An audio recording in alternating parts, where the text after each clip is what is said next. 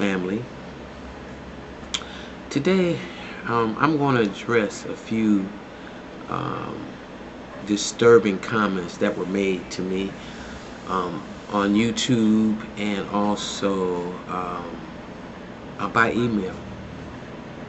First of all, I have a lot of, I would assume, my Caucasian listeners or viewers who consider me racist. You know, and they've asked me questions regarding my belief systems, and actually, I don't understand how, they, tie Barack Obama and Hurricane Katrina, and black people being prejudiced. They tied them all in together, and of course, put the brunt of it on my shoulder because they said I am the epitome of a race baiter. Well, to all you dear folks who feel that way about me and accuse me of being what you are, what I want to say to you is,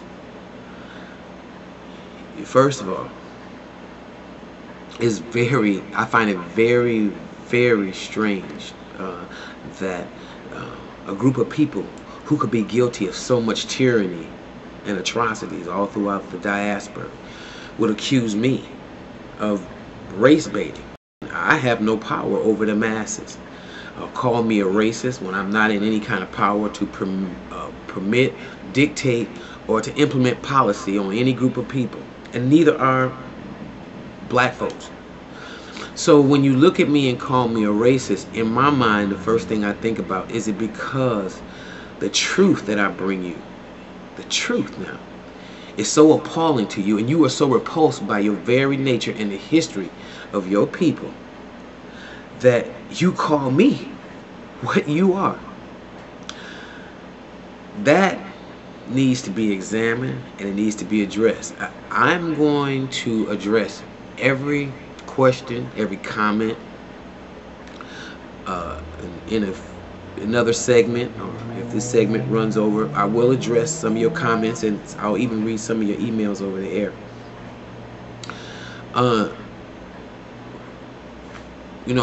The first thing I need for, especially my dear sweet white people, bless your heart, I need for you to understand, and I need for you to look past your emotion and think to yourself, how can two people be looking at the same identical thing and see it so differently? If you are a sane and rational person, then it should become apparent that we're operating off two different stimuluses. I'm going to give you an example. If I and you were looking at an elephant, and you, being the white people, were looking at the elephant from the front view, and that means all you would see is a trunk and the beautiful structure of this magnificent animal, and how he's able to maneuver peanuts with his trunk and put them in his mouth, and you may even throw him a marshmallow or two. Watch him eat it and go, "Oh, look at him eating the marshmallow." And you basically have a very, very good, non-threatening opinion about that animal. On the other hand, we're going to take another group of people and we're going to put them directly behind the ass. I didn't say butt, I said the ass, okay, of the elephant. And in putting him directly behind the ass of the elephant, what he would bear witness to would be shit running down his face. The elephant might kick back a couple times and knock him across for getting too close in the rear, like horses do. But his view of this magnificent animal that you so highly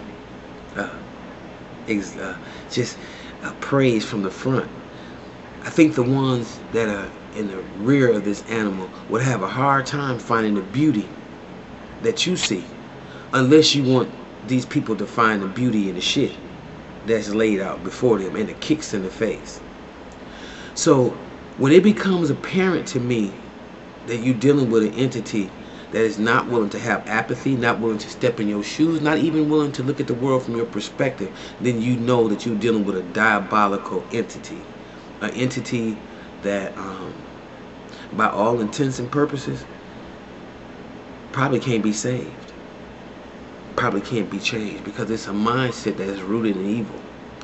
But for all the free and independent thinkers, white, black, brown, and yellow, who understand that there are different perspectives, and if we want to be a whole human being and actually experience the kingdom of God, then we have to be able to have apathy and put ourselves in each individual's position before we can make a judgment about that group of people or about that person. So as I gather my notes and stuff together and we come back after this, I'm going to address some of the emails and some of the comments that you made to me, and I hope I can answer them as unhypocritically and as honestly as I possibly can. Some of your feelings may get hurt, and that's okay. Just get a glass of water and sit back down and swallow some more of that pill, because my intention is not to hurt you, but if the shoe fits, you just got to wear it. And that's just kind of like how life goes. The thing is, we, meaning myself and most of the black people I know, white, poor white, middle class, whose class is getting smaller and smaller, are under the consensus that if we don't inform people about the real policies and the real problems in America, then we are just as hypocritical as the people who try to perpetrate all this dogma on the rest of the world. So as I try to break down to you what my views of prejudice and racism and Barack Obama and Hurricane Katrina and all the other topics that you've thrown at me and called me a racist about, I'm going to address them once and probably once only on YouTube, and hopefully either we can start some dialogue with this open and honestly and unhypocritically, or we ain't gonna talk at all, because the day of the slave master and the slave is over. It's over. So unless you're gonna have open and honest dialogue with individuals of color, not just black, Latino, red man, and yellow man, unless you're willing to have complete open and dialogue about their perspectives and how they view the world and how they view you as part of the human family, you probably won't want to watch this. But we'll be right back.